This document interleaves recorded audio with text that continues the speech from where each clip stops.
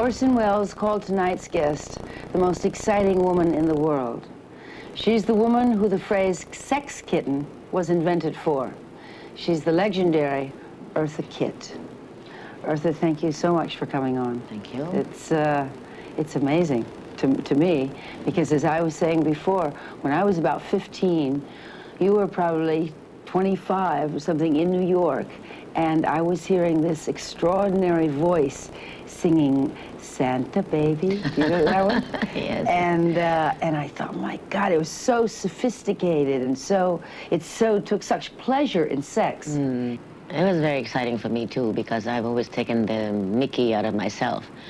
I was always considered an ugly duckling as a child in the South, and not being black enough to be accepted by the blacks, not being white enough to be accepted by the whites. I've lived in between the cracks of life all my life. And when I came to New York and they started to tell me how pretty I was, I thought it was very funny. I still do. I think it's hysterical.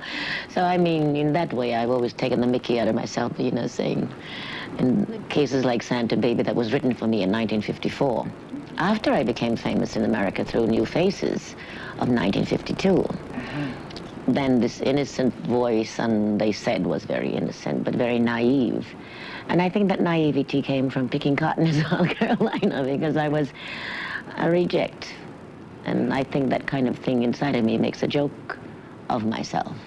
Do you mind talking about your family experience? Because I read about it. It was really extraordinary, I thought. Well, I don't know who my parents are. They tell me that the lady who gave me away to this black family, who had 2 teenage kids, was my mother. But I don't know if she really was my mother or not. And then finally, after I was having a very hard time with that family through the teenage kids who used me as a toy in every way they possibly could.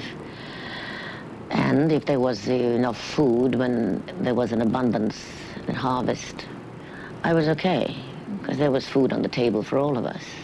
But if there was not enough food and the gods took everything away, like they did with the typhoons and the hurricanes at times, I had to find food for myself, and I was fending for food between the chickens, the cats, the dogs, and the hogs, and the whatever else that was alive. I would follow anything that would lead me to food. Until what age? I don't know. I don't have a birth certificate. As a matter of fact, I'm constantly asking the American government if I do exist, and they tell me there's no definite or there are no legal papers of my existence. So I keep asking them, if I don't exist in your eyes, why am I paying taxes? It doesn't work, Lauren. Once you get a Social Security number, that's it, as you know. But I was old enough to remember all of these experiences. And when supposedly the woman who they said was my mother died at the hands of the children whose father my mother married, this man who had 5 or 6 children of his own, and some of them were older than my mother was. But I think that since they called her my mother, I accepted her as my mother. But she married this man, and that's why she gave me away to this black family, because he didn't want me as a yellow gal in his house, because he said it would disrupt his children. Yeah. And as a result, through the hands of these girls, and I heard it through the cracks of the wall and the floor, because I was always hiding. I never wanted to be seen by anybody, because I thought I was too ugly to be seen by anybody, so I was always hiding. And I think in many ways, even to this day, I still am hiding. We have to explain what that was like, because I remember something from the 40s when I was a kid of how ferocious segregation was. And if someone was very light-skinned down south, they were called high yellers or yellow gal. Once they saw what color I was, they would not admit us into the home. And even to the man whom I remember the last time my mother was begging for some place to live, or to at least stay overnight. It was a black family, and he was supposedly the uncle or the cousin or someone of her relations. And he said, no, you cannot sleep in my house, but you can sleep in the barn, because I don't want that yellow gal in my house. So that's where we wound up. with whatever the animals were in the barn. And the next day I was hiding around the corner of the house, and I heard this man tell my supposedly mother that she could not stay there any longer because I would be disruptive for the rest of the family. You could bring trouble in the house. Right. From maybe... And as a result, we wound up sleeping in the woods, where my mother would make a bed with straw. And then one morning she disappeared. And I thought she had deserted us because my little sister, she's a half-sister, is much darker than I am, and they accepted her. But when my mother decided to give me away because she married this black man who didn't want me in the house, my mother said, well, I'll have to give Eartha May away. But they treated my half-sister, that was my half-sister, like a queen. She was accepted beautifully. She was beautifully nourished and beautifully loved. But when we woke up in this forest this day, I thought my mother had deserted us. But then as I looked through the trees, there she was coming with her hem of her skirt lifted up like that, with food that she had taken from whatever farm was nearby. We got to take a break for just a minute. We're going to be right back with the legendary Eartha Kitt. Performer Eartha Kitt, whose latest album is Eartha Kitt, Back in Business. Thank God. As if I ever left. Yeah, that's true, too. Yeah.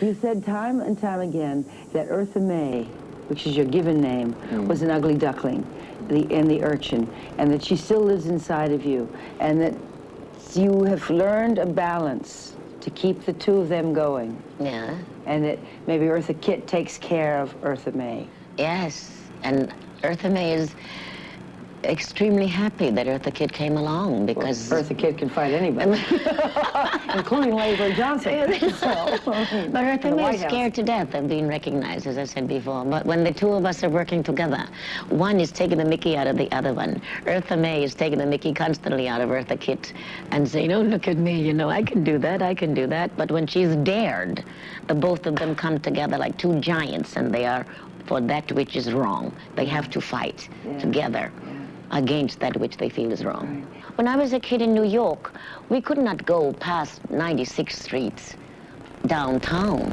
We knew the boundaries, because once we passed 96th Street, we knew we were already in trouble, even though they had been saying to us that the North is different than the South was. Well, at least in the South, it was obvious. We knew that there was a black fountain and a black restaurant and a white this and a white that. We knew the doors to go through and the doors not to go through. Yeah. But up north, it was a very subtle thing. It was a gentleman's agreement. And in very many ways, I find it still is. Because when I'm not dressed up like Eartha Kitt, and I look like my urchin self, which I do very often because, as I said, I'm constantly hiding. There are certain places that I go to, and you're treated like differently. Do you double standards? You think it's race or economics? Everything is based on economics. Yeah. Because when they are afraid, those who are afraid that you are going to come in and take their jobs, they can easily tell what color you are, and therefore the economic thing comes into being a play on the racial situation. So everything basically to me is for economic reasons. The reason why they had the slaves in this country, the black slaves particularly. They couldn't get the Indians to be slaves because the Indians, what do you call that, band together. And they were nomadic, and they refused to be slaves. The black people are still fighting for an existence. They don't know how to be unified. They don't have the kind of education because we were not allowed to have education. I'm talking about myself as the black side of me because I'm also Cherokee Indian and also white. And therefore, when I see the black people trying to band together, they don't have the proper kind of education, and they don't have that sense of unification that, say, the Indians had and that the Europeans had.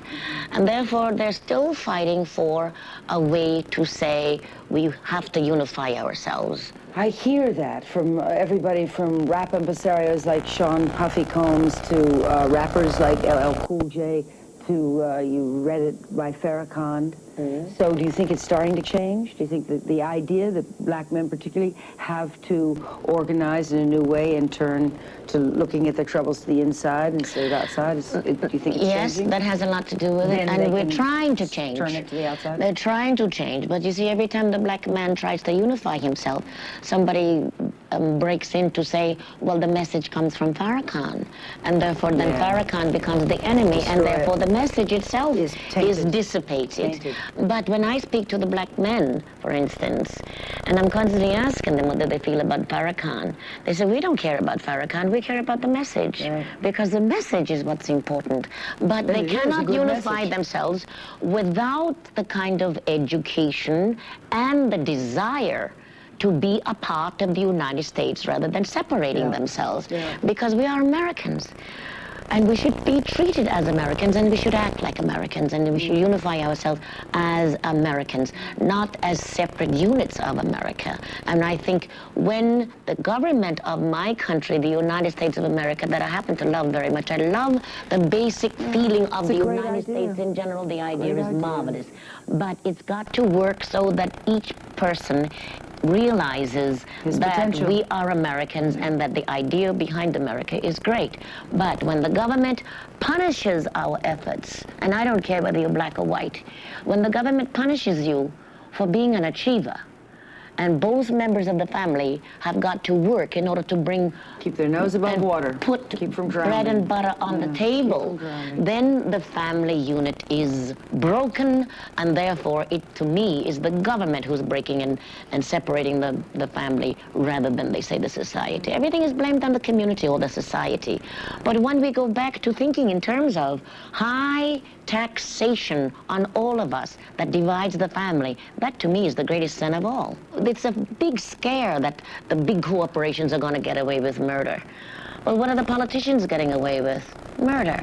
Because they are the thieves. The government is the one that is the biggest thief of all. We've got to take a break. We will be right back with Eartha Kitt. Former Eartha Kitt. You also starred on the original Batman. You were Catwoman. Wow, yes.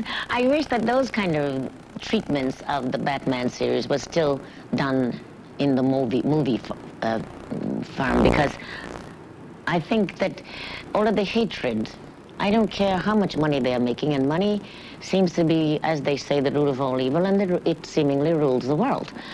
But the movies that are coming out with shoot 'em up, beat 'em up, blow 'em up, four-letter word 'em up, and this, I think it's very detrimental to the American young, particularly in general. And I don't say that I am ostracizing the Hollywoodism of making movies, because money is money, and therefore they're going to go where they think the money is. But as long as people are buying what Hollywood is selling, then naturally Hollywood is going to make what they know is going to sell. The four-letter words and the hatred. A lot of money is being made from hatred. So you're saying you wish the Batman were more family-oriented than they even are? It should go back to the kind of way it was done in the television time, in the 50s and the 60s. Because they saw no blood and no hatred. Everything was done in fun. They're doing a new series. They're doing a new movie, aren't they now? Of Batman, they always are. Yeah, where are we on number 4 now? So. Yeah, well, I'd love to do one of those. Yeah, we should have cats. Do that purr again. That was. God, how do you do that? Fabulous.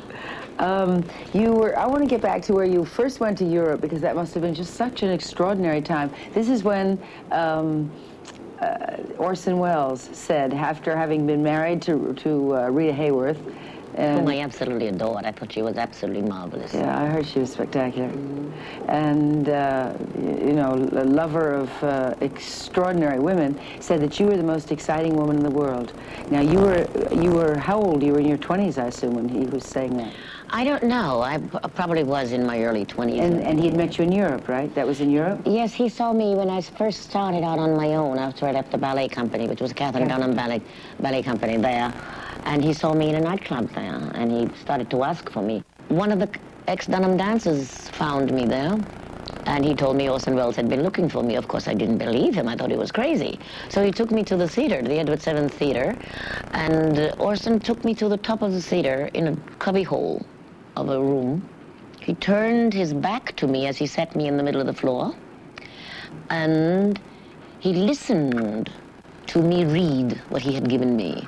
And when he turned around, he said, I don't know what I'm going to do because I've given this part to Suzanne Cloutier, but you have the part. I will take care of the situation. Now it made me feel as though, oh, my goodness, I've done something wrong. But when when Suzanne Cloutier and I met in the theater at rehearsal, she said, thank goodness Orson has given you this part because I didn't know what the hell to do with it. So, what a relief. But the part was of a young girl who had gone into a museum of history, studying history, and she sees the statue of Mephistopheles and Faust, and she is a person that falls in love with the heroes of history. And she then sits on the side of the stage in her little sweater that Orson Welles had as a costume, and slacks. And as he's talking with Mephistopheles about the most wonderful soliloquy in Faust, he says, Helen, make me immortal with a kiss. And this young girl comes into his arms, and as he's making this marvelous speech to the audience, he says, Helen, is this the face that launched 1,000 ships? Make me immortal with a kiss. And he kisses me. At the same time, he bites me. And I could feel the blood dripping down my chin.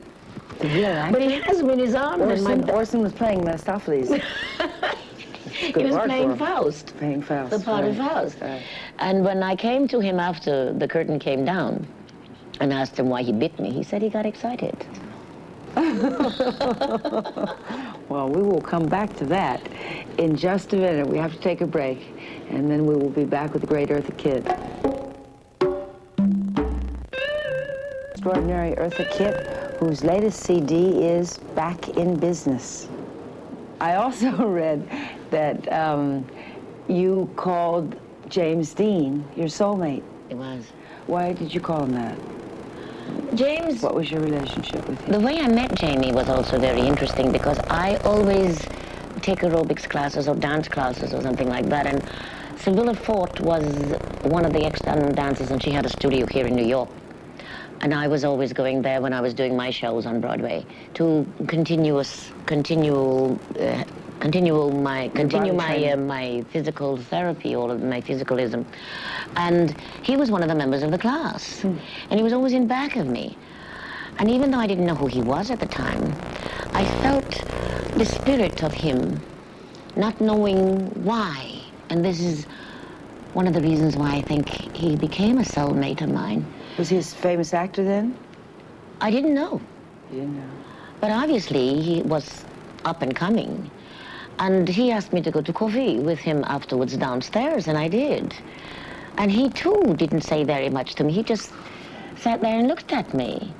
And over our coffee, so because of that, we would giggle all the time because we didn't have to say anything to each other. And we didn't have to really feel that we are obligated to communicate with words because we knew each other from some other time, it seemed. And that's how we first got acquainted. I went to Los Angeles on my way to Las Vegas. Jamie Dean called me because he was in Lowe's house, and he said, come on up here, I want to see you. And he took me in his car because he was living on the other side of Mulholland Drive in this Porsche Spider. Porsche. And he was driving very sanely.